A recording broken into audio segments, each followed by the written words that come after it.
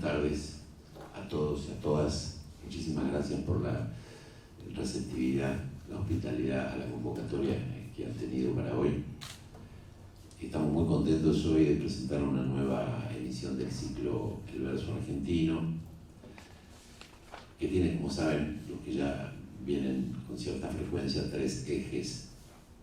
Uno que tiene que ver con la recuperación, el rescate de voces de poetas que no han sido lo suficientemente leídos en su momento o dejaron de leerse y consideramos que eso es una pena o incluso una falta. Se llama Rescate Federal porque tratamos de recuperar voces de todo el país. Hemos hecho homenajes a Irma Acuña, a Horacio Castillo, a Néstor Gropa, a Jorge Merlin, entre otros y otras. El otro eje se llama Revista de Revistas y tiene que ver con el rescate de la fructífera, enorme y maravillosa producción de revistas hechas, obviamente, casi siempre por poetas, o por poetas, ensayistas, artistas visuales, muchas veces, gente vinculada con la música, áreas con las cuales la poesía siempre conversa, además de conversar con el resto de las artes y de la realidad. En Revista de Revistas hemos homenajeado a Martín Fierro, Poesía de Buenos Aires, vamos a homenajear dentro de poco a las revistas del surrealismo, que en general tuvieron como gran actor a Aldo Pellegrini. Y otra que se llama Agenda de Poetas, que para no quedarnos solamente con el pasado, que es mucho y valioso, pero nunca puede hacernos olvidar de la inmediatez del presente que entre todos vivimos y construimos. Se llama Agenda de Poetas y es una invitación a los y las poetas de la actualidad a reflexionar sobre distintos aspectos del quehacer de la poesía. Y dentro de ese marco es que se da el encuentro de hoy. Hoy tengo el enorme placer, la alegría de presentar a tres de los cuatro poetas y de la poeta que participarán en la mesa de hoy. El cuarto está viniendo, ha quedado atascado en algún rulo del tránsito porteño y ya estará por llegar, nos ha avisado que está viniendo. Hoy vamos a trabajar sobre el cruce particular que se da en la actividad, en el oficio de varios y varias de los y las poetas de estas tierras, que además de escribir con dedicación, con oficio y con particular felicidad, en el caso de las personas que hoy me acompañan, su propia obra, tienen la generosidad de ocuparse, de arriesgarse económica, física y a veces mentalmente por publicar la poesía que hacen otros y otras. Vamos a tratar de indagar acerca de cómo coexisten esos dos oficios, el de escribir la propia obra y el de publicar poesía. Publicar poesía nunca ha sido un negocio para nadie, y en estos últimos años menos todavía, pero ha pasado a ser casi una obligación para los propios poetas, porque los grandes grupos editoriales que han ido comiéndose las editoriales, las maravillosas editoriales argentinas, que tuvieron su propia autonomía y sus propios criterios, han dejado de publicar poesía, o publican los números puestos, digamos, ¿no? Esos apellidos que ya están consagrados y que la gente compra muchas veces para adornar una biblioteca y no tanto para leerlos. Digo, nombres como Neruda o Vallejo, o no sé, poetas de otras lenguas como Saint-John Perse o quien fuere. Pero la poesía que se hace en estos días, que sea publicada y a través de esa forma sea dada a conocer a los demás, es casi exclusivamente obra de los propios poetas y las poetas, a veces de algún mecenas, que todavía quedan algunos pocos, que sabiendo que van a perder dinero. Bueno, Adriana Chiatone, por ejemplo, y su marido Eduardo, que tienen la editorial Cien Volando, tuvieron la generosidad de publicar mi último libro, y es gente de esa clase, por ejemplo, que saben que no van a hacer un negocio, que van a perder plata incluso, pero son excepciones, como pone en evidencia la exclamación de uno de los participantes de hoy, Javier Cofres. Nos acompaña hoy también aquí la queridísima, admirada por mí, Roxana Artal, que organiza el otro ciclo de poesía que tiene la biblioteca, que se llama Coliseo de Poesía, donde se trabaja permanentemente los cruces, diálogos contrastes, a veces tensiones de la poesía con otros quehaceres de la literatura o de la vida. Me acompañan hoy de izquierda a derecha, y esto no es una alineación ideológica necesariamente. Karina Machió escribe, traduce, edita, enseña. 4 hermosos verbos vinculados con la poesía. Y le gusta armar encuentros poéticos. Ese es otro verbo también muy en sintonía con los anteriores. Es licenciada en Letras por la UBA, profesora de semiología en el Colegio Carlos Pellegrini. El Buenos Aires es mejor, decimos los que fuimos al otro. Ah, mirá, casi todo lo que estamos haciendo. Pero me pasa el pene.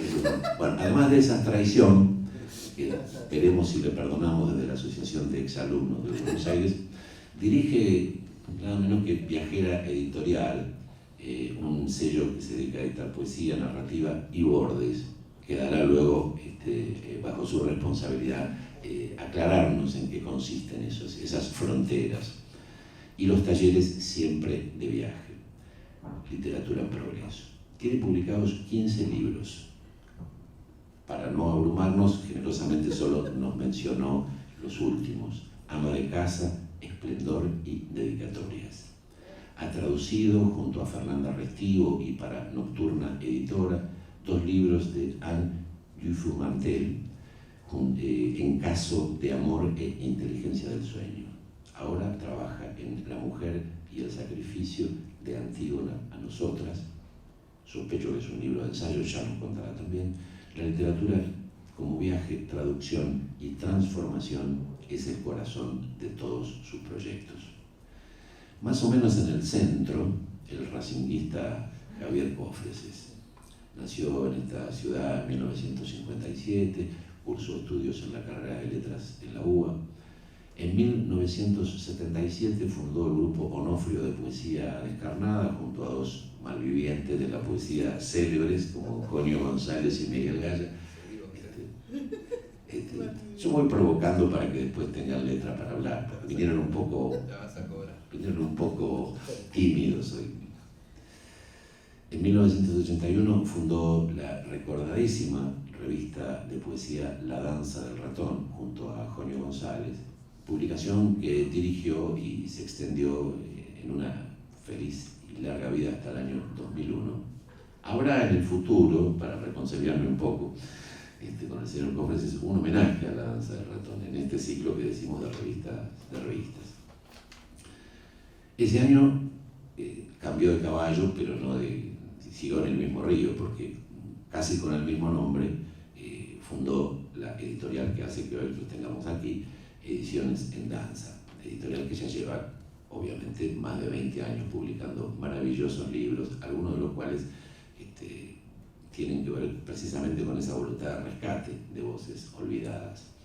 Publicó varias obras de poetas argentinos como antólogo y ensayista. Sus últimos libros de poesía editados son La Peste, escrito junto a Eduardo Mileo y Alberto Muñoz, con los cuales comparte evidentemente otras malvivencias de otro carácter. En 2021, y una antología personal que acaba de regalarme, y es preciosa en su aspecto y seguramente en su contenido, que salió hace muy poquito. Recoge textos de más de una docena de sus libros publicados en el género. Casi en la extrema derecha, siendo que me consta no tiene mucho que ver con sus elecciones políticas, un queridísimo amigo de casi toda la vida, Eduardo Mileo, talentosísimo poeta. Nació en Buenos Aires en 1953, entre otros libros publicó Mujeres en 1990, se reeditó en el 2005 en Ediciones en Danza, Poema del Amor Triste, 2001, Poemas sin Libro, que fue primer premio de poesía del Fondo Nacional de las Artes en el 2002, Muro con Lagartos en el 2004, Poemas del Sin Trabajo, que fue tercer premio municipal en 2007, Extracción del Agua de la Niebla, 2018, premio municipal a la obra inédita, y Pentámetros en 2021. Junto a Javier Cofreses editó Un Palmar sin Orillas en 2009, antología de poemas del queridísimo y maravilloso Francisco Madariaga, y con Gabriela Franco y Javier Cofreses también editó las antologías Última Poesía Argentina en 2008 y Primeras Poetas Argentinas en 2009. And last but not least, como decimos en Nueva Pompeya, Carlos Aldazábal, otro querido amigo. Con Eduardo, bueno, además está decir que nos conocimos conspirando juntos haciendo la revista Babel hace ya muchos años. Eduardo era el coordinador general, era el que garantizaba que llegaran, el encargado de extirparles, a veces con violencia psicológica, los textos a los colaboradores, que casi nunca cobraban por esa noble tarea, entonces había que trabajarlos, había que macerarlos de varias maneras. Y Eduardo, con esa voz maravillosa que tiene, impertérrita, después de escuchar excusas de todos los colores, que iban desde la muerte de un familiar cercano al incendio de la máquina de escribir, decía, entonces, ¿cuándo vas a entregar tu nota? Eso garantizó la salida de la revista durante bastante tiempo. Además de eso, se encargaba de coordinar todo el ajetreo de materiales de la revista en los talleres, porque en ese momento había que escribir en máquina de escribir, entregar originales en papel y volver a retipiarlos, lo que generaba una cantidad de ratas que luego, en su gran mayoría, Eduardo corregía. Y tuve el honor, además de que corrigiera las galeras de mi primer libro de poesía con absoluta generosidad y seguramente mejorándole, no algún verso porque estaba en prosa, pero sí alguna oración. Carlos Aldazábal nació en Salta, como podrán comprobar muy pronto cuando lo escuchen cantar con su propia voz. Sus últimos libros de poemas publicados son Piedra al Pecho, de 2013, Camerata Carioca, de 2016, Mauritania es un país con nieve, de 2019, y Paraje, de 2021. Obtuvo, entre otros, el premio Olga Orozco del Fondo Nacional de las Artes, primer premio en poesía en 2021, o sea que tenemos 2 premios del Fondo Nacional de las Artes, para que vean.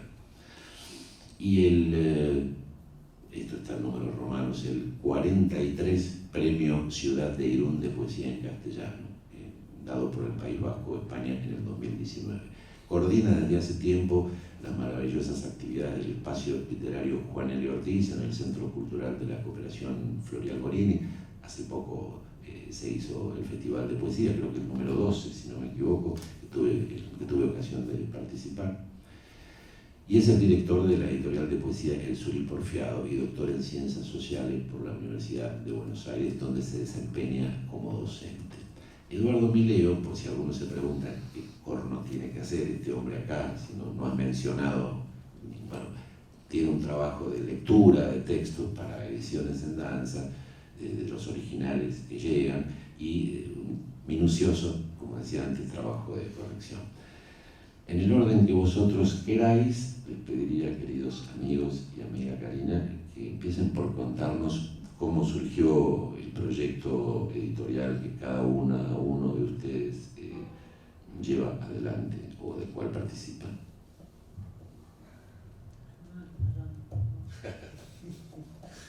Yo no tengo problema. ¿Podrías convidarme un poquito de agua? Porque tengo para un rato. Ciego y más rojo, mejor.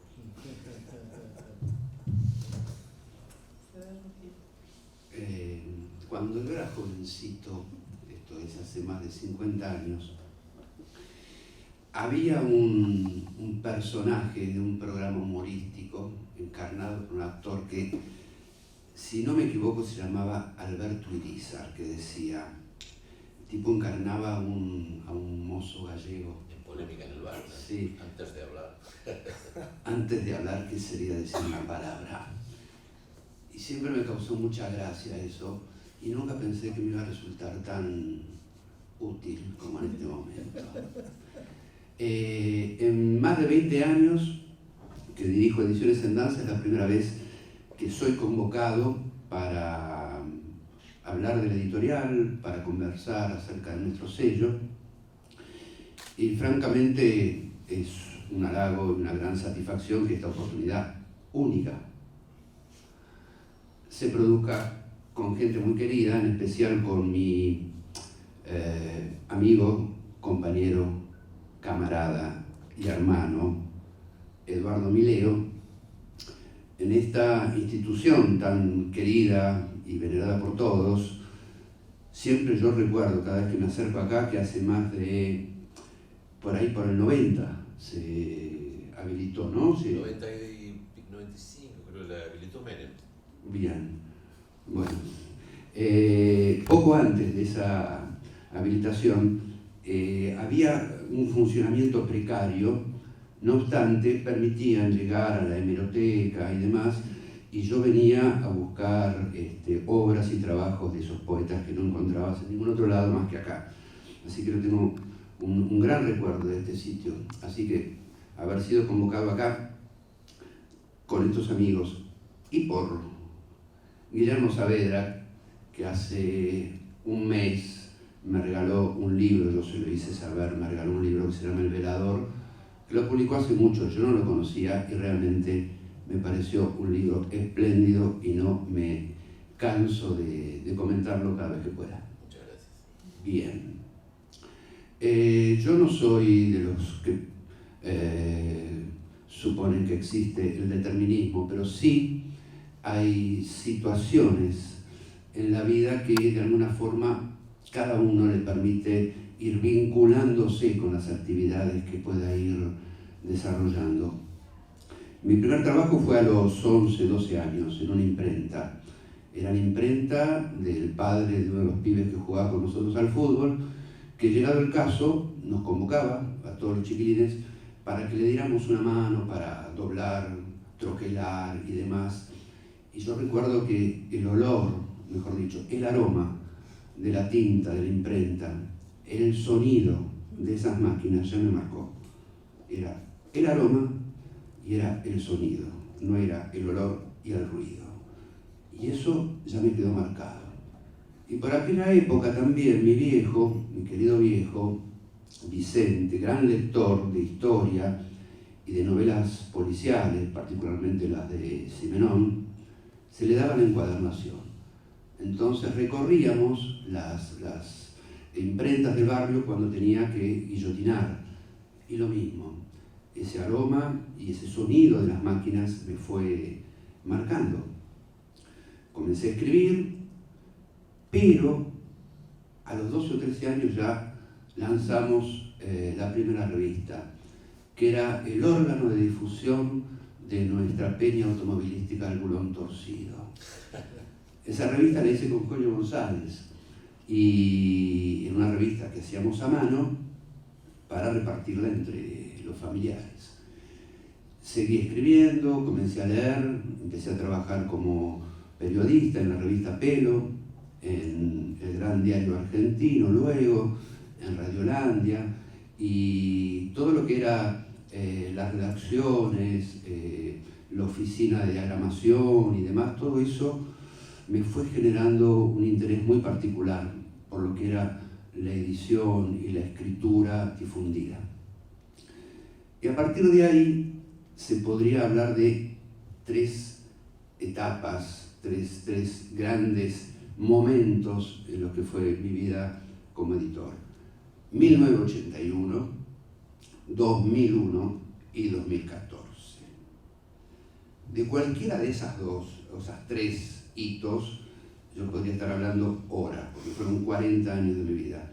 Pero voy a tratar de resumir en media hora cada uno. En el 81 fundamos con Coño González la revista La Danza del Ratón, simplemente porque éramos asiduos lectores de poesía, habíamos tenido un grupo poético que fue el Grupo Onofrio, pero no teníamos ni vínculos, ni contactos, ni la menor idea de cómo se hace una revista. Y arrancamos con La Danza del Ratón. Joño al poco tiempo se fue a España, yo seguí con la revista bastante tiempo más, al poco tiempo ya empezamos con la compañía de Mileo, y yo recuerdo en 20 años 3 apoyos económicos, puntualmente. En el año 1982 recibí una carta de Holanda de militantes exiliados, que por supuesto yo no conocía, con 50 florines. Bueno, así que todavía uno estaba bastante temeroso, le dije a Vicente, mi viejo, fíjate si te lo cambian en el banco. Cambiamos los florines y sacamos un número. Al año siguiente vino Horacio Salas, que también había estado exiliado, y nos dio $50. Con esos $50 sacamos otro número. Y en el 2001, ya cuando estábamos por cerrar la revista, el Fondo Nacional de las Artes nos dio un subsidio con el cual pudimos sacar el último número. En los 20 años y 20 números de La Danza del Ratón, publicamos a cientos de poetas argentinos, publicamos a la mayoría de los poetas que se le puedan ocurrir de nuestra generación, generaciones anteriores, y muchísimos poetas del interior que queríamos rescatar. Fue un poco la consigna editorial de la revista. Llegó un momento que pensé que ese formato, que esa herramienta revista ya había tocado su techo, y ahí fue cuando resolví lanzar Ediciones en Danza. Stop. Y es cuando convoco al contubernio Mileo y Alberto Muñoz con el siguiente plan: armemos un sello editorial para publicar nuestros libros y para publicar a todos aquellos poetas que quedaron muy fragmentariamente publicados en la revista. El plan era poner una determinada plata mensualmente para poder pagarle a una persona que se ocupara de eso, pero estábamos en el año 2001, así que esa cuota inmediatamente fue suprimida. Y a partir de ahí traté de buscar las formas de continuar con la editorial a través de préstamos, subsidios, compras de la CONAVIP y las alternativas que se pudieran ocurrir como para seguir adelante, pero sí dándonos el gusto de publicar a todos aquellos poetas que nos parecían que valían la pena. Yo en ese momento trabajaba en relación de dependencia en una empresa, entonces podía disponer de ciertos fondos como para publicar esos libros, con las enseñanzas de dos grandes maestros, uno de ellos Francisco Gandolfo, el poeta rosarino de Lagrimar Trifulca, y José Luis Mangieri, que decía lo siguiente: tratar de cobrarle los libros a todos aquellos que puedan pagar para publicar todos aquellos libros de quienes no pueden pagar, especialmente los que están muertos. Y así fue como la editorial siguió creciendo hasta el 2014. El 2014 es la bisagra fundamental de Ediciones en Danza, fue que se produjo uno de esos milagros que en Argentina prácticamente es imposible, y fue que existiera un ministro de Educación amante de la poesía. Y estoy hablando de Alejandro Silioni. Alejandro Silioni resolvió que en los 10.000 colegios secundarios tenía que haber una colección de poesía, para lo cual compró 1 millón de libros de poesía. Hizo una convocatoria, participaron todas las editoriales que querían hacerlo, y Ediciones en Danza resultó una de las editoriales más favorecidas, ya que nos compraron 60.000 libros. Para que tengan una idea, hasta ese momento nosotros habíamos vendido 20.000 libros. Esa compra fueron 60.000 libros. Hasta ese momento Ediciones en Danza había publicado 100 títulos. Desde 2015 al 2022 publicamos 300 títulos más. ¿Qué quiero decir con esto? Que es fundamental la colaboración, la intervención del Estado en este tipo de proyectos. Yo recuerdo que después del 2014 hubo una vuelta, muchísimos años antes, un amigo mío, también poeta y editor, Víctor Redondo, me dijo: ¿vos toda la vida vas a trabajar en Plavicón? Y en el 2014 esta posibilidad de la colección Juan Gelman me hizo tomar la decisión de dedicarme a la editorial tiempo completo. Y a partir de ahí pudimos concretar una cantidad de sueños impensados con autores que jamás suponíamos que íbamos a poder publicar. Así como hubo 3 hitos fundamentales en la historia editorial, hay 3 patas fundamentales en la editorial: una intelectual, otra laboral y otra afectiva. El intelectual es la tremenda fortuna de haber estado acompañado siempre de poetas amigos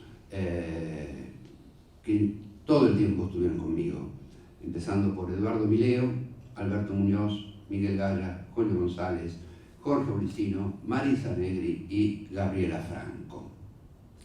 También grandes diseñadores gráficos como Sergio Kern, como mi yerno, Damián Wasser, como Martino, como Rubén Iglesias. Eso en el plano, digamos, intelectual. En el plano laboral, durante los primeros años de la editorial trabajaron todos o buena parte de los hijos de mis amigos del barrio. Luego comenzaron a trabajar mis familiares. Quiero hacer un comentario especial de mi ahijado, Matías Mercurio, una pieza fundamental que trabajó 3 o 4 años en el sello, que fue el que se comenzó a hacer todo el trabajo que a ningún poeta le gusta hacer, que es el comercial y el administrativo. Luego que se fue Matías, llegó mi hija Julia. Después de mi hija Julia llegó mi hija Constanza, que actualmente está trabajando a la par mío como editora en el sello. Y dejo para el final a Isabel López. Isabel López trabaja conmigo hace 15 años y es el factotum del sello. Yo hago la siguiente composición. Supongamos que yo fuera el cerebro de Ediciones en Danza. Con Isabel compartimos el corazón, pero la osamenta y el músculo es de Isabel López. Así que gloria eterna y agradecimiento eterno a Isabel. Y finalmente, el plano afectivo está dado por Alejandra, que es mi compañera de vida desde siempre. Ella me conoció escribiendo poesía, me conoció publicando poesía y me va a padecer publicando poesía. No está hoy presente por una cuestión de salud eventual.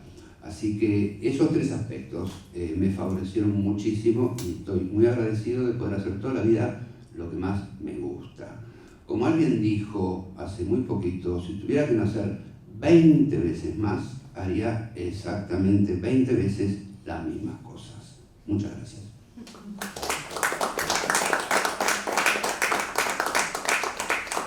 Si yo quería agregar que en principio la danza del ratón se propuso y lo hizo publicar a poetas del interior del país que no habían sido publicados nunca ni en revistas porteñas ni en editoriales. Esas tales así que hemos publicado a Juan Carlos Bustiras Ortiz, al pampeano Bustiras Ortiz, al sanjuanino Jorge Leonidas Escudero, que fueron prácticamente conocidos por las publicaciones de la danza del ratón.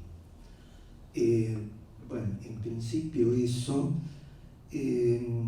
bueno, dejamos... No, pero ya que estás, ya que agarraste el fierrito, ahora no lo sueltes así, contanos de tu trabajo en... No, bueno, mi trabajo en Ediciones en Danza tiene que ver fundamentalmente con la corrección de los textos y también con el acercamiento de algunos libros que fueron trabajados como editor por mí con el poeta en cuestión del libro, no el autor del libro.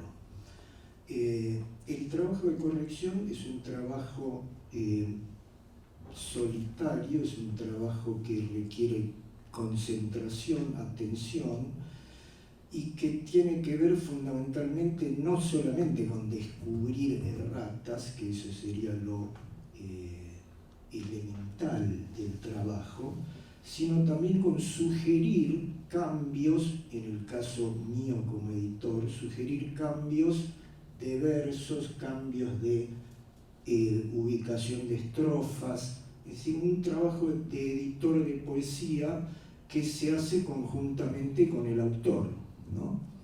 Es decir, los autores generalmente son bastante reacios a los cambios, sobre todo cuando han decidido ya publicar el libro, evidentemente tienen una cierta conformidad con el texto Entonces son bastante reacios a los cambios, aunque muchas veces son aceptados los cambios cuando cae de maduro que es mejor la solución propuesta que la solución efectivamente puesta en el texto, ¿no?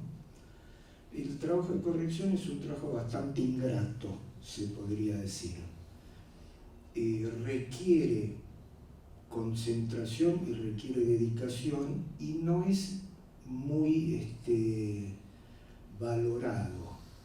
Esto lo digo porque yo he trabajado como corrector en muchísimas editoriales,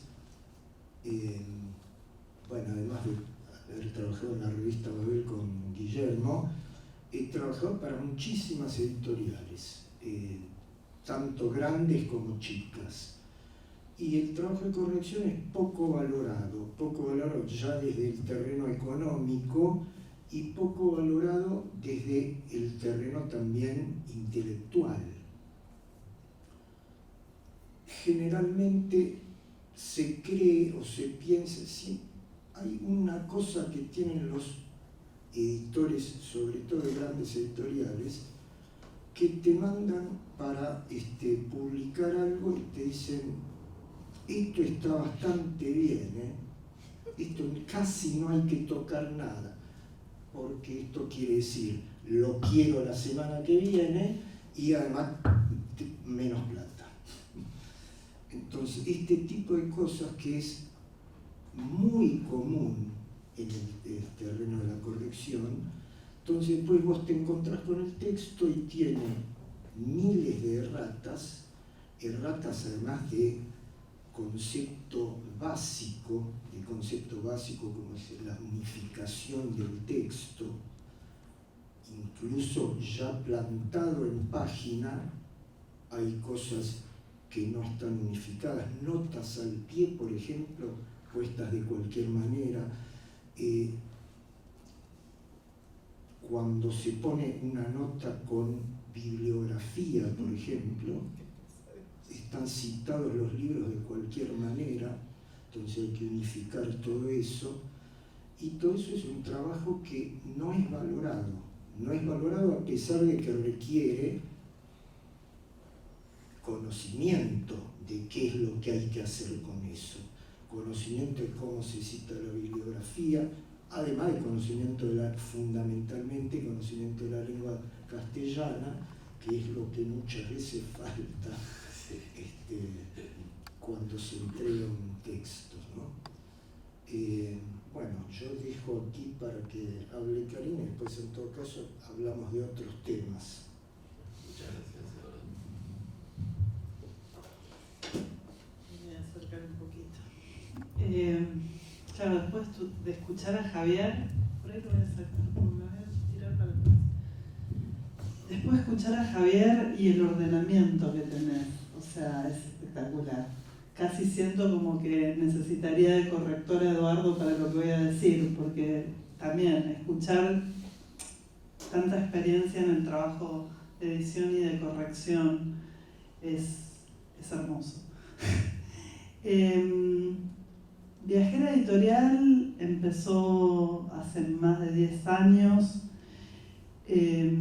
Soy malísima con las fechas, otra cosa que me llama la atención, que pueden decir en tal momento, en tal. Así que tengo por ahí una ayuda de memoria, pero no lo voy a sacar. No, porque es alguien vivo. Es una persona viva que tiene los números. Tiene los números. Igual me gusta decir que tienen más de 10 años, o sea, no creo tanto en cuánto tiempo pasa, sino en tener como más en cuenta algo que también es llamativo en lo que contaba Javier, que es las transformaciones, a veces hasta adaptativas, que debe atravesar una editorial de poesía. Porque acá de lo que se trata es de sobrevivir. Es como un espacio que es muy difícil de sostener, que además hacia afuera creo que siempre parece que hay mucho más, porque hay un montón, pero digamos hacia afuera parece que fuéramos como 20 personas trabajando y organizando, y por ahí somos 3. Somos 3 que nos juntamos en una madrugada, o que, no sé, hablamos por teléfono y nos pasamos los libros y hacemos como sea para poder charlar sobre ese libro, hacer una corrección que es esta de la lengua muy como básica, y después armar una discusión también con el autor o con la autora para ver si acepta algunas sugerencias, que también muchas veces esas sugerencias hasta tienen que ver con el título, que es algo que también es muy importante para una editorial, ya que estamos hablando de poesía y ahora voy a ir a poesía narrativa y bordes de Viajera, pero digo que un libro tenga un gancho desde su portada me parece que es muy importante. O sea, que así que le saque como una flechita hacia quien está por ahí mirando y diga, uy, quiero agarrar este. Y acá yo también, porque nos juntamos, creo que este libro que fue diseñado por Damián, en Ediciones Andanza, que lo editó Javier, es un libro mío, o sea, tiene eso. O sea, desde la tapa y desde el título también, que bueno, que por suerte el editor le gustó. Pero digo, por ejemplo, esta tapa que es súper simple, y que este lo agarré un poco de casualidad, que es de Viajera. Viajera trabaja con colores plenos, o sea, muy, muy simple la tapa, pero bueno, herpes. Y te dan ganas de ver qué onda, ¿no? Y además con ese título es difícil imaginar una imagen que no sea horrible. Médica, una especie de llaga. Exactamente, fuimos por un rojo pleno, que diera así. Es un título contagioso, y esa es la idea, contagiar un poco las ganas de leer. Viajera específicamente viene y trabaja y digamos, está en la poesía, pero la idea no es publicar dedicándonos a un género, por eso la bajada de la editorial es poesía narrativa y bordes. En realidad no creo tanto en los géneros literarios, sino como que en cada libro sea un mundo y que ese mundo esté lo mejor acompañado posible desde el trabajo de edición, que es básicamente establecer una relación con el autor, con la autora, y estar en contacto fluido, digamos, esto que decían también, ¿no? Charlar con la autora, con el autor, y que de ese diálogo termine de salir el libro, lo cual es muchísimo, es un trabajo que tiene que ver con lo afectivo, con lo emocional. Ha pasado muchas veces estar a punto de sacar un libro y que el autor entre en crisis y que quiera cambiar todo. De pronto lo que estaba buenísimo. Sobre todo cuando está en galera. Sí, viste que... Hay algo de medio como de obstetricia, ¿no? Algo de partera. Sí, y que es como tenemos que llegar, está bien el libro, está buenísimo, ya está, lo conversamos, lo probamos. Hay una serie de recursos que yo después privadamente... Me vas a pasar, dale. Para que no te aflijas tanto. Y viste que aflige un poco, siempre aflige un poco. Ese momento, está bueno, es una aflicción mezclada con una alegría incipiente que va creciendo.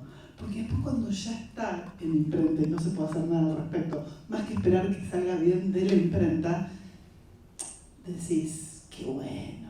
Ya después de ir a buscar las cajas, es como, está bien, tenés una expectativa ahí, que no haya salido mal una hoja, que esté bien la impresión. El registro Sí, del color de tapa. Exacto, el color cuando es un pleno, viste, que siempre tiene problemitas. Que se ve en la computadora Sí, de alguna manera. que el autor no te diga, ay, pero ese no era el color. Y vos decís, pero sí, ese es el color. Al fin del mundo. Obviamente que discutimos, no solamente discutimos, sino que lo aproximo a que se encariñe con el objeto que ya está en el mundo, ¿no? Hay un libro que es real, no es el libro de tu imaginación, esto es mucho mejor, es real, es tangible, y ahora empezamos a moverlo para que alguien se lo lleve. Entonces está esa comparación con los hijos, ¿no? Nadie frente al hijo recién nacido dice, esto francamente no es lo que yo esperaba. Uno se encariña porque es suyo, Hacete cargo. Sí, pero viste que es un poco más difícil, no sé, porque no patalea, no llora. Es un poco más difícil, pero a la vez es cierto que hay tanto trabajo detrás que, digamos, poder empezar a disfrutarlo en un sentido profundo, en esto de empezar por la presentación, llevarlo a ciclos, también regalarlo a quien merezca tener ese libro para que también pueda hacer un trabajo de difusión, que es muy importante, ¿no? O sea, todo eso también es con los autores, o sea, no somos los editores nada más. Para mí es un trabajo en conjunto.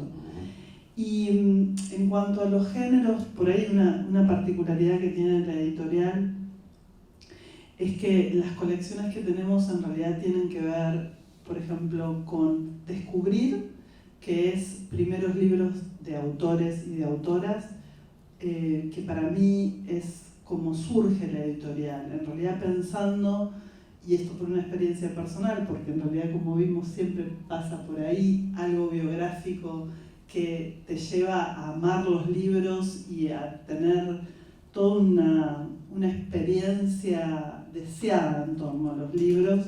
Y mi primer libro estuvo muy bien llevado. Yo tuve la suerte, década del 90, hoy veníamos hablando ya fines del 90, 98 salió mi primer libro, que fue por la editorial Siesta, y que fue un emprendimiento muy lindo porque eran todos poetas, y me acompañaron en la salida del libro, y después no fue así, ¿no? Ese fue como un primer momento que yo me sentí como en una comunidad de poetas, después no fue tan así. Yo me daba cuenta que estaba bueno que te acompañaran, o sea, que digamos, sacar un libro por primera vez, por eso descubrí primeros libros, es muy vertiginoso y abismal, es como, y tenés como tú una fantasía de lo que va a pasar, después sale el libro y pensás que no pasa nada, porque en verdad no pasa nada, pero después pasa un montón también, y hay que saber también transmitir eso de, esperá, o sea, tenés paciencia, el libro va caminando. Sobre todo en las grandes editoriales que se han ido despersonalizando cada vez más y los editores son técnicos a sueldo de una empresa que les pide además resultados sobre los libros que editan. Y que yo he discutido mucho eso, que muchos de esos editores creen que el trabajo del editor termina cuando el libro sale de la imprenta. No, hay que seguir acompañando al autor o a la autora en todo lo que al libro le sucede o no le sucede después. Primero garantizarle al libro llegar a las librerías, tener una buena difusión de prensa y acompañarlos en ese momento en que están como precisamente padres de hijos un poco traviesos, todo el tiempo a la expectativa de cuándo viene algún vecino a comentar alguna macana que se mandó el hijo, o viene a decir, che, tu hijo se portó bárbaro, ¿no? Igual, a mí me parece que una de las funciones del editor es avisarle al poeta que está ingresando en el desierto. Si uno no hace ese aviso, es un farsante. Sí, bueno, primero a mí me ha pasado de gente que publicaba libros extremadamente radicales, además en sellos para los que yo he trabajado que no eran masivos, y pretendían que su libro se presentara en la Feria del Libro. Grave error. La Feria del Libro amplifica lo ya conocido, es como la televisión. Gente que cree que por ahí un programa de televisión se va a hacer famoso, que su libro se va a vender por millones. Es que me refiero justamente, el trabajo del editor también es ir acomodando esas expectativas del autor, que a lo mejor simplemente por una cuestión de desconocimiento o de, no sé, una frondosa imaginación y sospecha que su obra inmediatamente se va a consolidar, avisarle que no siempre es así, que generalmente es así, o que casi nunca es así, pero que de todos modos vale la pena. Bastaría con que revisen la lista de libros publicados de grandes autores, que por algo existe este ciclo, entre otras cosas, que hay que rescatar constantemente, porque incluso habiendo sido grandes y leídos en su momento, pasaron al olvido más absoluto. Que en eso estamos casi todo el tiempo, es decir, que somos habitantes del olvido o del desierto, como vos decías, que es una forma del olvido, y intermitentemente asomamos, ¿no?, como una puntita de pétalo, de hojita que saluda a los demás y a veces es visto. Creo que hoy, para no sentir tanto el desierto, hay muchas maneras en las que se puede trabajar en conjunto, no solamente con el autor o la autora que está por sacar su libro, sino sumar, y eso es lo que desde Viajera queremos hacer, a todos los que ya están en el catálogo, que, como siempre digo, es un catálogo vivo, gente existente. Viste que yo soy docente, llevo libros y muchas veces me dicen, pero ¿este está vivo?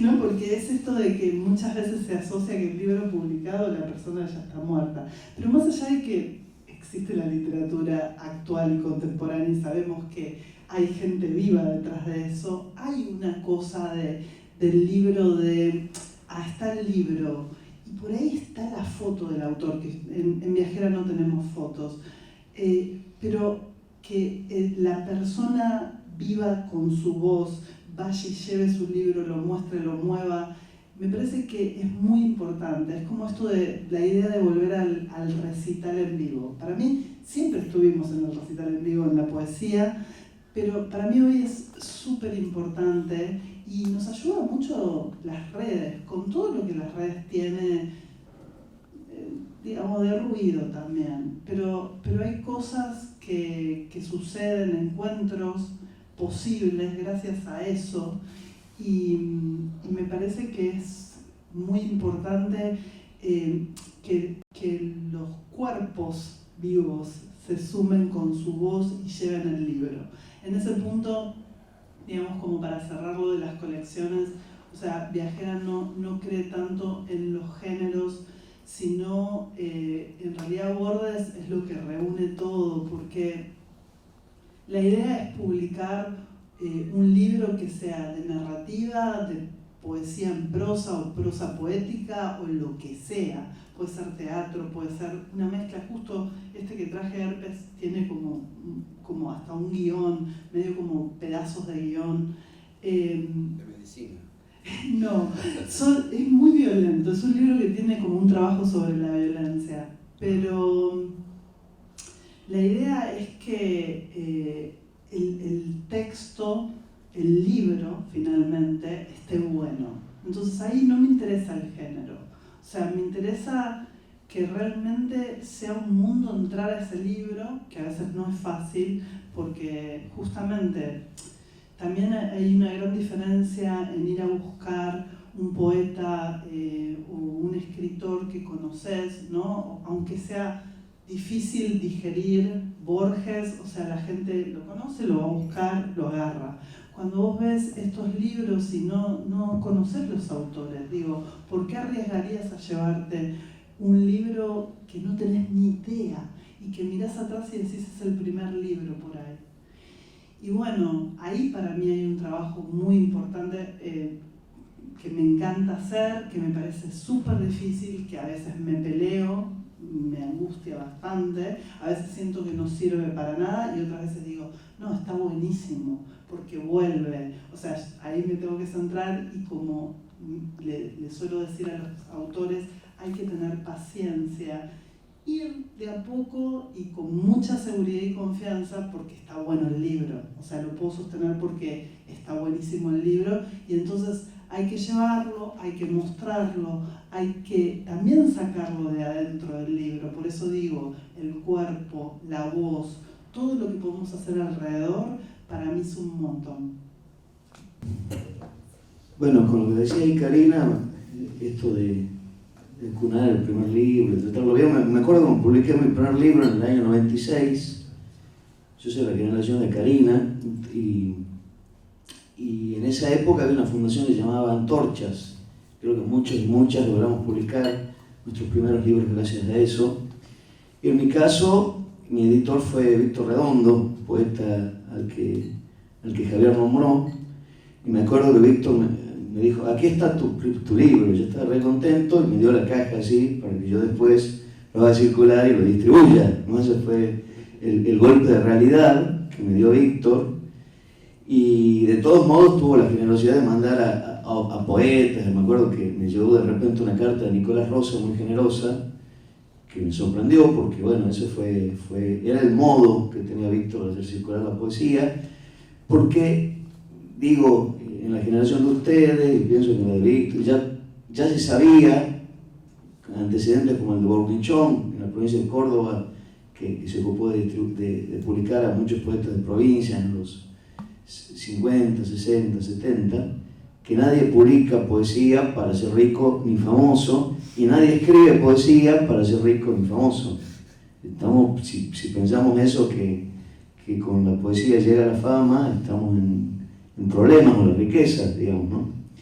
Más allá de esos momentos bisagras, como decía Javier, que en nuestro caso también ayudó mucho en el 2014 la compra del ministerio, fue un solo título. Pienso que si hubieran sido más títulos, hubiera sido más bisagra. Me sorprendió un poco porque hay un problema de cómo, cuando hablamos de la distribución de ingresos, también la distribución y de cómo se eligen los jurados en las elecciones de libros, porque me sorprendió que de nuestro catálogo, que tenemos más de 200 títulos, pero que combina rescates con poetas de trayectoria y primeros libros, no hayan elegido a Penúltimo Poema del Fútbol de Bernardo Canal Feijó, por ejemplo, un libro que fue el que inauguró la poesía del fútbol en el país, que se publicó en Santiago del Estero, y que fue uno de los primeros títulos con los que nosotros arrancamos la editorial, ni hayan elegido un libro de Carlos Hugo Aparicio, que se llamó Pedro Orillas, que fue el que le permitió a Dino Saluzzi pasar de la música más folclórica que venía haciendo hasta ese momento y ponerse a hacer vanguardia en la música, ¿no? Directamente. Así que bueno, no hemos llegado a ese momento de vanguardia en el 2014, me faltó que nos compren un par de títulos más que nos hubiera parecido muy bien, pero sí me pareció muy justo que le hayan comprado en Endanza, una editorial con la que nosotros del Sur y Porfiado compartimos criterios, independientemente de tener miradas distintas, y respetamos mucho, ¿no? Creo que hay Endanza, ediciones del DOC, porque ya no está Mangieri, no está Víctor, que eran los referentes con los que estábamos en esa época y que aprendimos, digamos, ¿no? Y yo igual llegué a la edición un poco regañadiente, porque como poeta de los 90, a pesar de que no voy a decir quién me dijo que yo era un poeta provinciano, no un poeta de los 90, porque los poetas de los 90 eran un fenómeno muy anclado, que tenía que ver con talleres de Buenos Aires, con algunos poetas que daban esos talleres, y con cierto movimiento que se llamó en Bahía Blanca, Rosario y Buenos Aires, ¿no?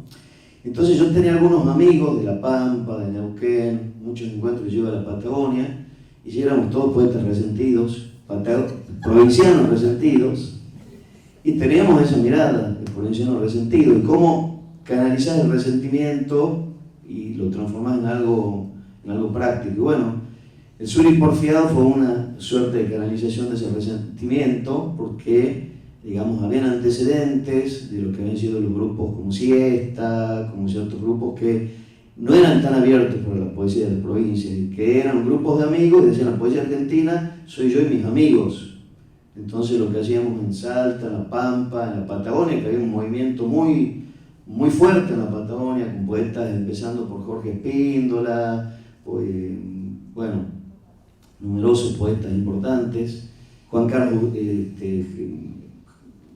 Moisés, ¿no? Por nombrar otro de Chubut, Raúl Artola, en Tierra del Fuego, Julio Machi Leite, Nini Bernardelo, Neil Anceloni.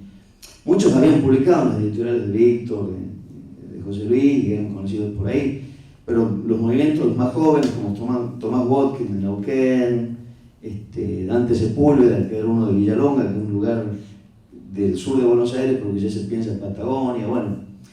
Y con estos amigos, yo me acuerdo que había tenido un subsidio para publicar un libro mío, que daba acá en la ciudad, y con lo que sería publicar ese libro en una editorial, que no es ni en danza, bueno, no era posible la de ustedes, porque ustedes empezaron después de nosotros, pero nos dimos cuenta que en un formato chiquito sacamos 10 libros de golpe, ¿no? Entonces, con eso largamos la editorial, que nunca fue una editorial con capital y con vocación de editor. A mí me pasaba que yo veía lo que les pasaba a Mangeri y a Víctor, que eran muy buenos editores, pero que con poetas no producían obra. Víctor estaba, creo que Circe, su último libro, y que de ahí no hubo más, y Mangeri tampoco era... Entonces a mí me daba pánico convertirme en Mangeri y en Víctor como poeta. Eso fue un terror que todavía lo tengo. Entonces todavía mando concursos y esas cosas para decir, bueno, a ver qué pasa, ¿no? Porque eso sí me da miedo, que el editor se coma al poeta, y bueno, no ha sido nunca la primera vocación, que también empezó en revistas, en discusiones, mirando a maestros, conversando con maestros, y como Silvester, que presentaba un libro en la Casa de Salta, y que me decía que los poetas que estamos queremos ser como Quevedo, que pasen 5 siglos y nos sigan leyendo como leemos a Quevedo, ¿no? Esta idea del tiempo, y no de la novedad, sino de esa poesía que va decantando, ¿no? Para mí, pienso que para una editorial de poesía, sobre todo hay que saber de poesía, ¿no? Cosa que no ocurre porque hay mucha gente que estudia edición y ya pone una editorial y es de poesía, pero en los catálogos sobre todo están los amigos del grupo, es muy frecuente esa cuestión. Yo no estudié edición, estudié comunicación, pero para mí eso es lo central, y es algo que tiene Danza, que tiene un catálogo fantástico, con rescate y con la mirada diversa de ellos tres. Eso me parece muy valioso. Y también hubo coincidencias, porque cuando nosotros largamos 10 títulos, entre los que estaban títulos de Oscar Steinberg, que se llamó Posible Patria y otros versos, donde se reeditaba Majestad, etc., porque quisimos incluir algún porteño para que no se note tanto el resentimiento provinciano. También estaba, digamos, este libro de Canal, estaba el libro de estos amigos de Tomás de Neuquén, de Dante de Villalonga, de Sergio de Mateo, que es un lazo que tenemos en común con Endanza, porque gracias a Sergio yo tuve la suerte de conocerlo a Bustriazo, ir a escucharlo a Bustriazo y compartir alguna tarde con él, y quedó un vínculo con el maestro que fue entrañable.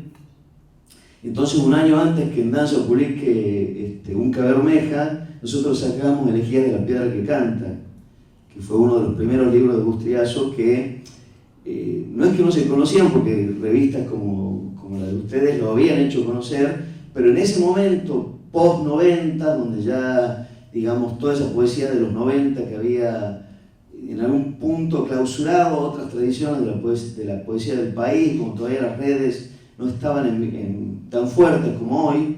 Hoy es medio difícil negar que hay buenos poetas en Córdoba, jóvenes, o en otros lugares del país, los poetas patagónicos, bueno, todo eso circula. Entonces, pero en ese momento sí, alguien puede decir, la poesía argentina son estos 5 poetas que tienen estos maestros, y el resto son, bueno, no sabíamos bien qué éramos, estábamos negados, ¿no?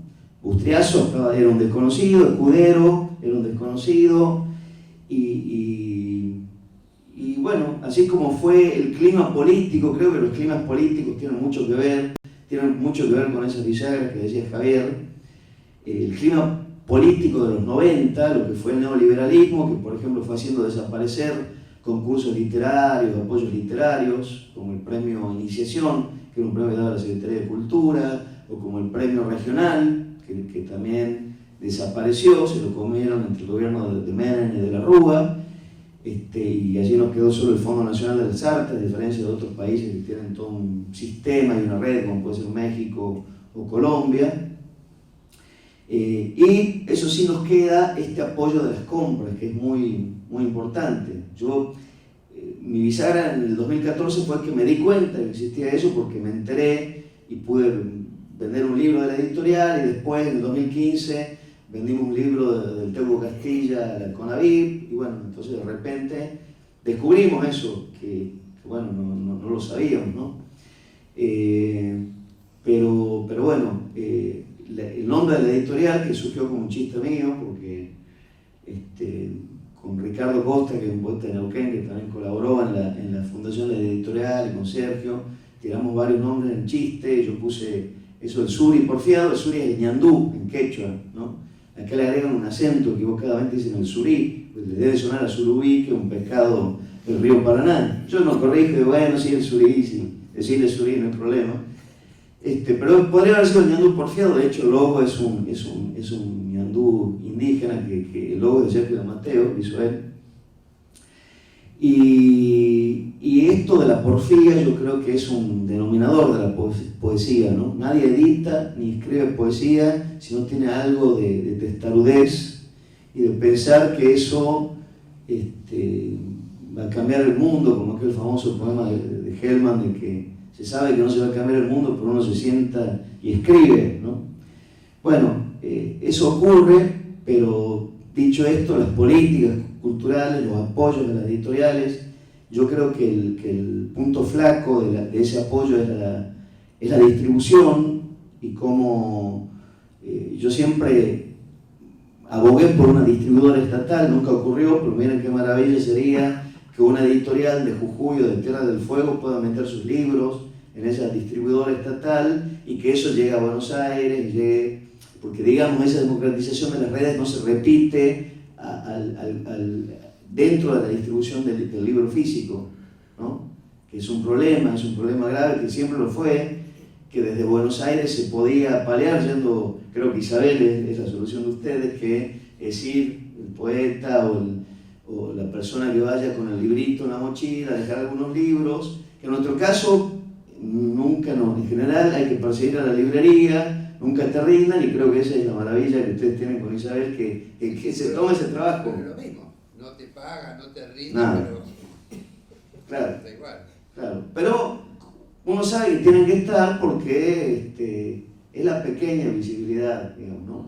Más allá de que con la pandemia nosotros lo solucionamos con la venta en página, que eso estuvo bueno, y la digitalización del libro, que es un modo de que el libro llegue a alguien que vive en las provincias y que no tenga que pedir fuera del país. Bueno, fuera del país no, porque tenemos este problema de los dólares en el país, que si no tenés una cuenta en dólares o un paraíso fiscal, no, en general no conozco poetas con paraísos fiscales, es difícil vender desde la Argentina al exterior, cosas que se pueden hacer las editoriales, colegas y amigas que yo tengo en Ecuador, en Colombia, porque al mismo tiempo hay una red de poetas y de amigos que editan en toda América Latina y en Hispanoamérica. Bueno, también sirve para eso, editar, para conocer a otros poetas que editan y que tienen ese fervor y ese cariño por los libros y por la poesía, ¿no?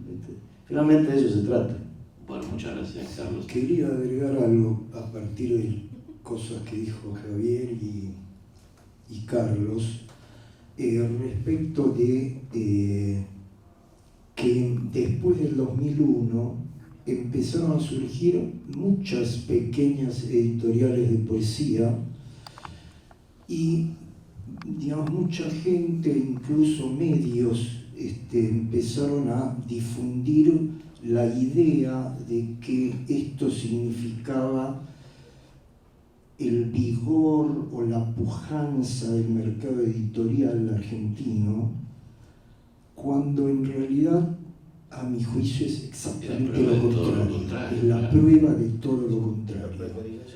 Exacto. Como las grandes editoriales no publican poesía, era lo que yo comentaba al principio. Exacto, no publican en absoluto poesía, fue necesario que los poetas se unieran para publicarse ellos mismos, lo que significa que sin el apoyo del Estado, estas pequeñas editoriales es imposible que sobrevivan. También digamos que eso fue posible, felizmente, por las nuevas tecnologías, que abarataron de alguna manera los costos. Pero no hubiese sido suficiente. Sí, no, seguro que no. Pero quiero decir que es suficiente. por lo menos eso permitió que uno... Facilitó.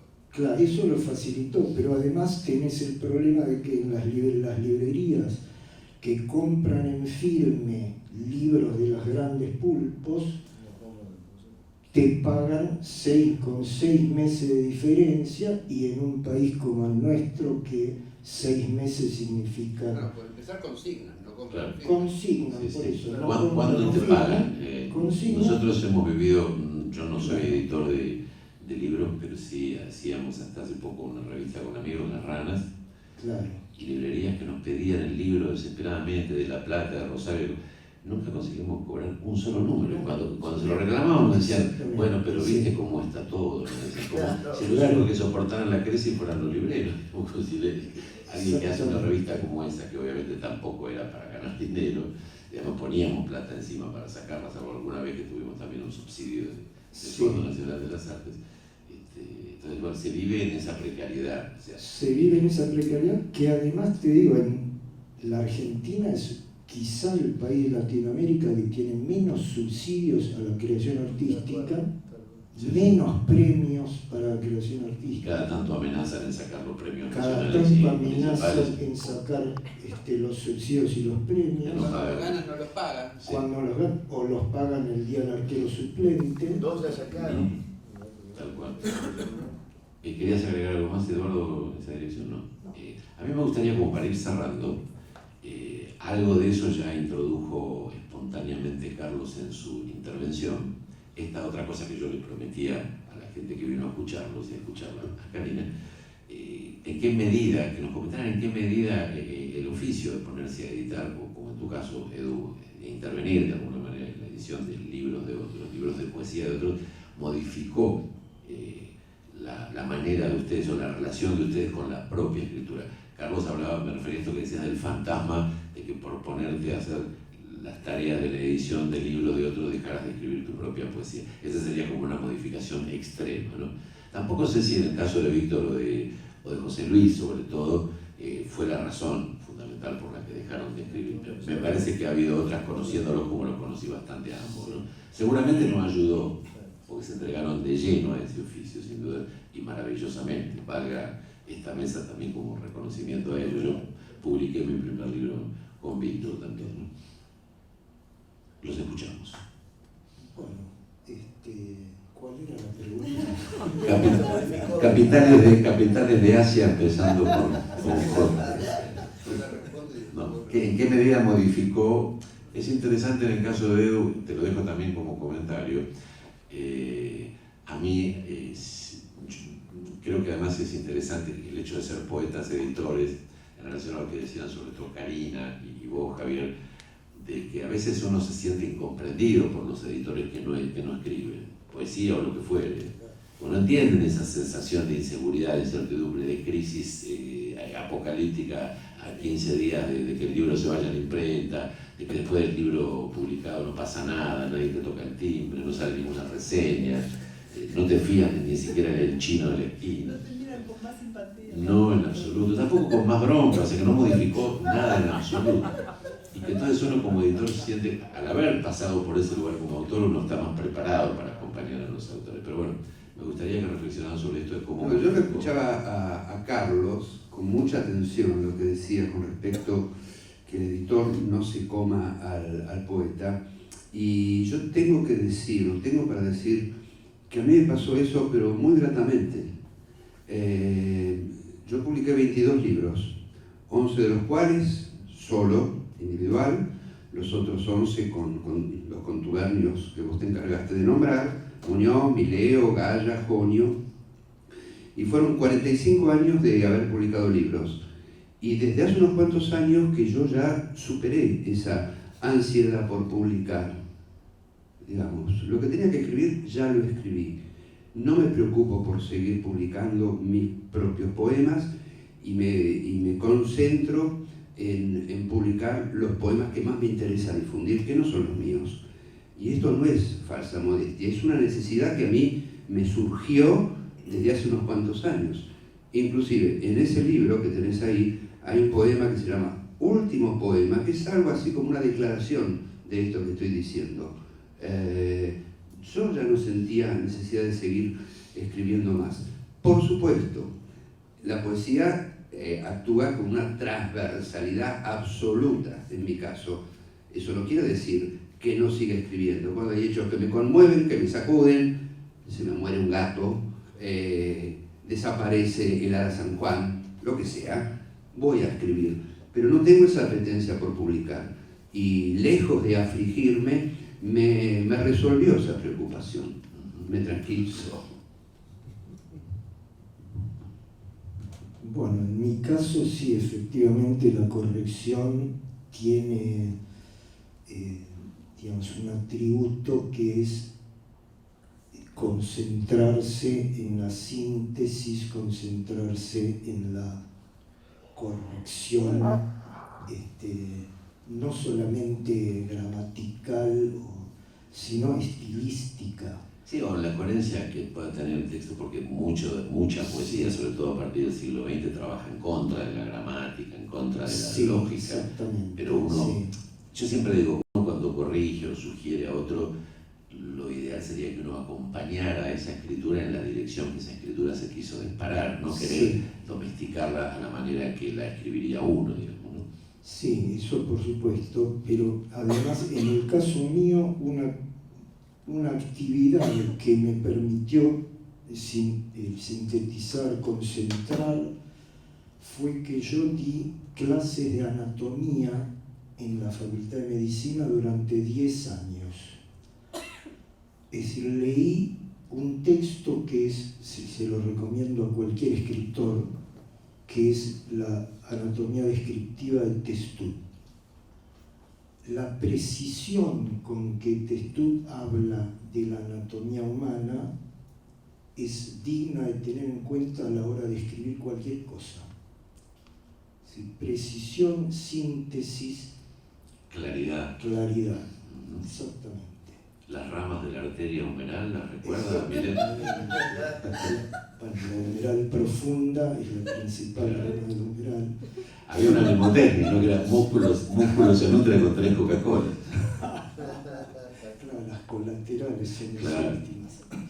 La superior interna y la inferior interna, exactamente. Muy bien, bueno, aprobado, Milet. Bien estudiado, Milet. Karina, las ramas de la arteria subclavia... No, a mí no, por favor. No me parece que haya... Para mí no hay conflicto entre la figura de editar y la figura de escribir. O sea, siento que soy lectora. Como lectora, soy una lectora muy entrenada, lo voy a poner así. Y en ese entrenamiento...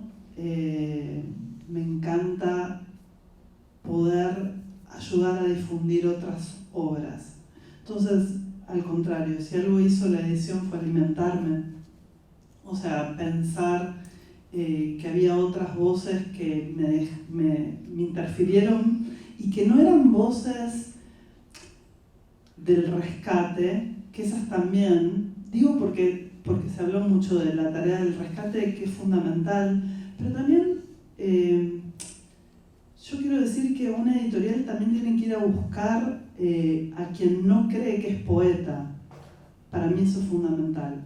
Descubrir un poeta en alguien que no cree que es un poeta y que lleva con mucho temor a veces un libro o un taller literario. Y de ahí se empieza a formar. Si querés formar, es una palabra, porque también podemos decir deformar, no sé, empieza a transformar, si trans me gusta, a transformar en alguien que puede hacer público lo que está escribiendo. Y eso es algo muy difícil entre los mismos poetas, que lean a personas cuyo nombre no les suena. Eso es muy difícil. Entonces, es un riesgo, lo entiendo, porque no es solamente para la persona que pasa por ahí y no conoce ese nombre, sino para nosotros, para todos nosotros que estamos en este pequeño mundo de poetas, donde nos leemos un montón. Yo leo muchísimo, conozco todo lo que han editado, realmente sigo lo que publican las editoriales de poesía o, digamos, de esto, más allá de la poesía.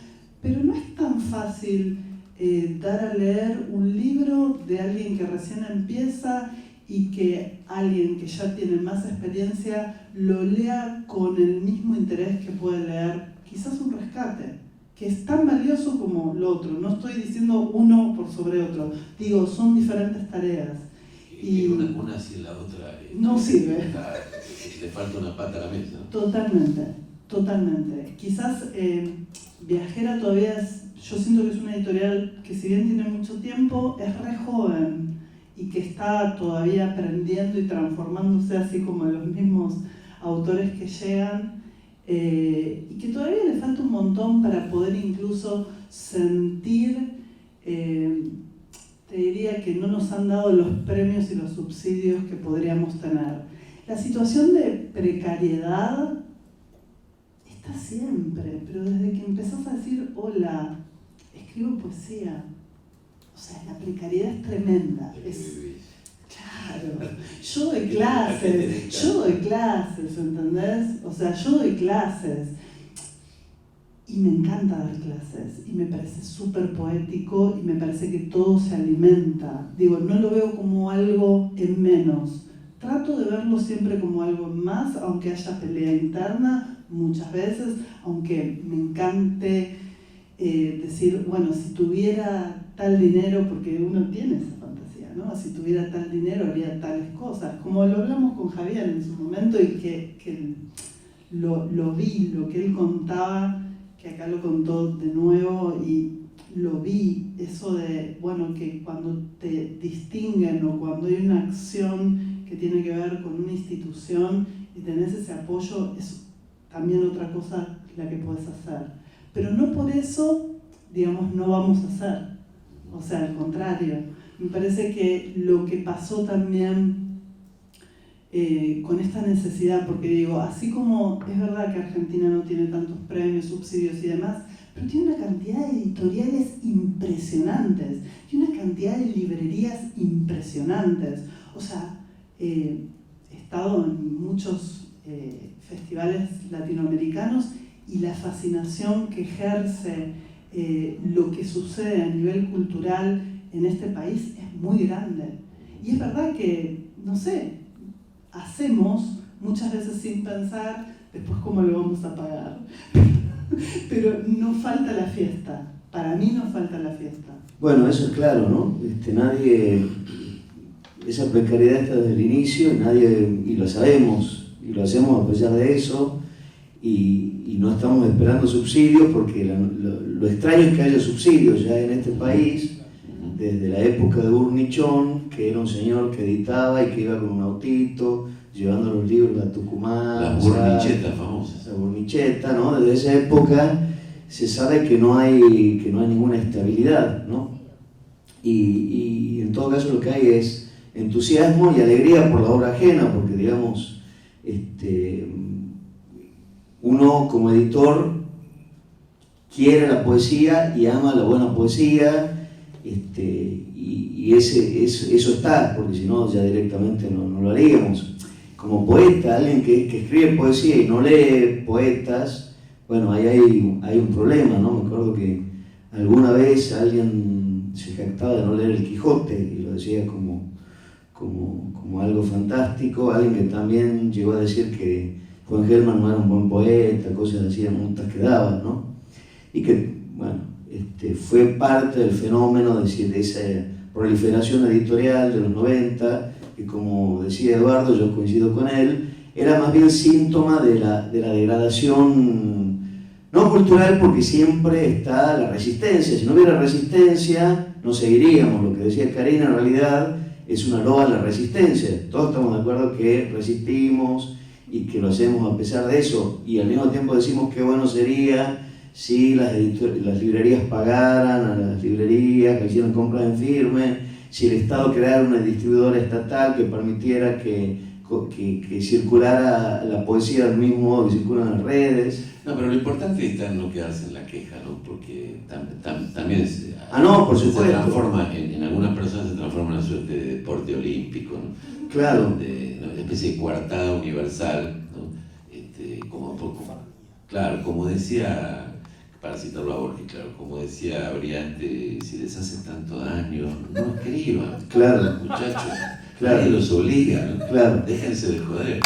Bueno, eso de transformar la molestia, la queja en algo productivo fue, en nuestro caso fue definitivo, que bueno, ya está bien, se quejaban en La Pampa, le digo, bueno, y que hagamos algo, transformar la queja en acción me parece fundamental. Contanos un poquito como para cerrar, disculpame, porque me gustaría que cerráramos sí, con una lectura de poemas propios de cada uno de ustedes. de si te modificó o no. Bueno, ese temor a dejar de escribir no ha ocurrido. Yo tuve el placer de presentar un libro tuyo hace poco, un hermoso libro sobre la cultura, un homenaje a la cultura wichi en la Argentina, el Chaco salteño. Pero, ¿qué otras cosas te pasaron editando a otros? No, hay un enriquecimiento y hay una capacidad de leer más rápido y saber rápidamente cuándo algo vale la pena y cuándo algo no, cuándo hay un poeta en latencia al que uno puede alentar o no. Nosotros, con los escasos recursos que tuvimos, nos animamos a hacer un concurso para poetas jóvenes, que fue el modo de alentar esas primeras obras, al que le pusimos por título Gustavo Ortiz, en honor al maestro, ¿no? Y ahí ganó un joven poeta llamado Agustín Mazzini, que bueno, creo que después ganó una beca a Canadá y bueno, le va muy bien. Por supuesto, nadie, no es que se volvió famoso Agustín, simplemente pudo sacar un libro, y ya bastante, de eso se trata, y de haberle apoyado a través de ese concurso, estuvo bueno. Pero de todos modos me parece que nuestro entusiasmo no tiene que dejar de advertirnos de la importancia de insistir con las políticas culturales y la importancia de elegir gobiernos que alenten esas políticas culturales, como fue el del 2014, y no gobiernos que las matan y las hacen desaparecer, ¿no? Muchísimas gracias. Bueno, para que ustedes vean qué escriben estas personas que se han dedicado y se siguen dedicando a editar a otros y a otras poetas, vamos a escucharlos y a escucharla a Karina leer cosas propias. Del libro Esplendor, editado por Ediciones Sendencia. Qué contubernio. ¿Viste? No sé otra forma. Escribo. No sé otra manera. Te escribo. No es poesía. Te escribo. Quizás pueda hablarte, pero cuando te escribo, te siento. Ahora pienso o imagino, ya que hablo de escribir, que hay algo de libro en mí. Me dejo abrir completamente, un libro bien pegado, de esos que podés, hasta dar vuelta, llevar a la cama, doblarlo todo. Un libro bien encuadernado que no se deshace. Huesos firmes, contundentes, voz clara, te susurra la noche sus letras, te dice como un espejo encantado, te toca, te cubre, te suelta la lengua, un libro bien armado con episodios inesperados, tramas que dan vuelta, se complican, deus ex machina, justicia poética. No me importa esta analogía, que parezca soberbia, no importa. Mal que me pese, no soy libro ni escritura, ni siquiera me puedo leer. Solo detalles, puntas aparecen. ¿Viste esos libros con colores brillantes, quizás alguna mínima, preciosa ilustración, una letra capital, iluminada, el borde de la página, oro, el papel suave, ahuesado, ese perfume de las tapas que se abren para vos? Se abren. Siempre vi esa imagen, pájaros, mariposas, libélulas. Siempre me pareció que los libros volaban, vuelan, me llevan, agitando completa su estructura, deshaciéndose casi en el aire, que las letras se caigan, se muevan, que digan cada vez otra cosa. Sí, cada vez que leemos cambia la metamorfosis invisible de la misma frase. Dice distinto, te dice que sos, transformación latiendo, segundo a segundo, letra a letra leída, escrita, hormigas que deambulan en un jardín de maravillas, niñas perdidas a conciencia, curiosas, un reloj que marca momentos sin cronos, manera de vestirse con apodos, descubrir el sobrenombre perfecto que te trae cuerpo entero, vidente, vibrante. No sé otra forma. Te escribo, te veo, te llamo, te doy mi lengua. Gracias. Relectora.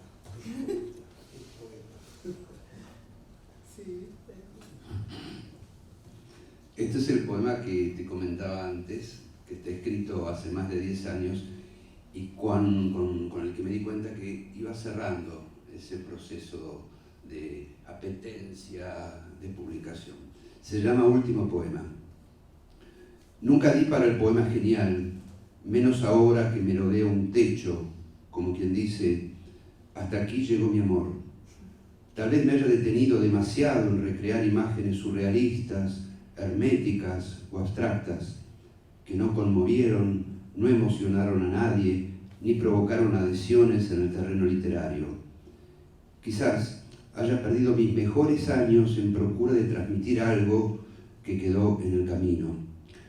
Ahora veo huir las palabras despavoridas de mi mano, los recursos de la lírica se cierran en retirada.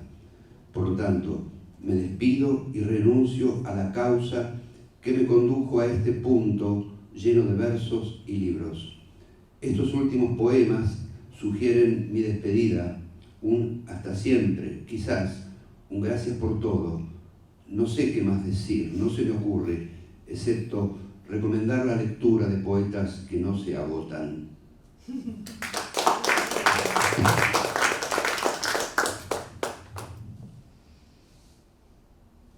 Bueno, acá Guillermo me ha facilitado su celular con poemas míos porque no trajeron un libro. Este es un poema del libro Poemas sin libro que se llama La raya muerta y que habla de una experiencia que tuve en la playa, una vuelta que fui a la playa cuando atardecía y unos pescadores habían dejado al borde del mar una fila interminable de rayas con las aletas cortadas, es decir, quedaba el cuerpo con la cola de las rayas, no se veía dónde terminaba. Con la orilla del mar formaban dos paralelas que se unían en el infinito. La raya muerta. En su ademán inmóvil suspendida, aparición en el alud de espuma, esperando ya no, desesperada, la raya muerta. Encadenada a su espejo de arena como los astros a su elipse, quieta, cielo de bocas entreabiertas, la raya muerta. Muerta sin fin, sin alas, ciega, pájaro de tierra, el mar la cubre y la descubre, juega con esa niña sin muñecas. Para la luz del sol, para una catedral de luz desierta, para la vida sin la vida, huella, vuelo de hondura de la raya muerta, raya no de diálogo, de fin, página suelta. Rumor de mar, amores en América desaparecen de su puerta, brilla el frío solar y apaga el cielo, abre los ojos la raya muerta. No raya de pasión, no de quimera, ni de alegría, ni de esperma, virtud del agua que en el agua queda.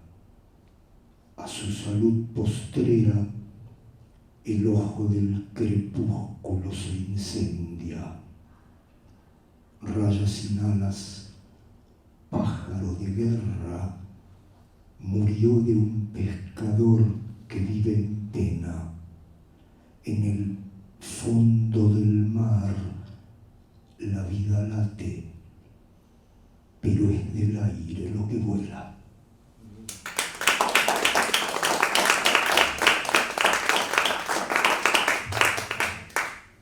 Todo muy lindo, pero devuelve el celular.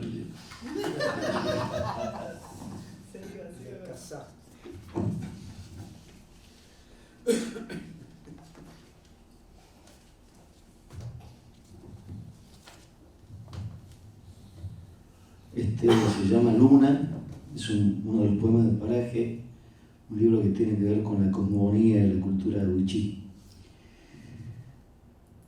Otra vez la palabra escupió en mis ojos y entonces vi a la luna, ladrona de almas, reteniendo la risa de los niños, la pena de los niños, los huesos de los niños y también sus canciones. Entonces le imploré: luna, señora de luz blanca, ese niño que lleva de la mano, ese niño que lleva del pescuezo, esa mujer llorona y desvalida, ese anciano quejoso, esas almas que pueblan sus praderas, deben volver, señora.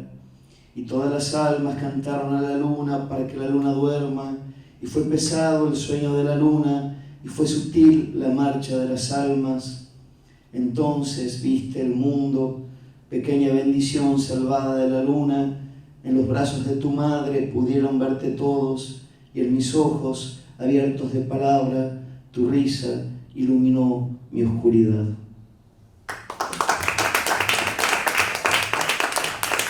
Muchísimas gracias a Carlos, a Eduardo, a Javier, a Karina, Viajera Editorial, Ediciones en Danza, el Suri, ya que no el Suri. ¿No va con acento?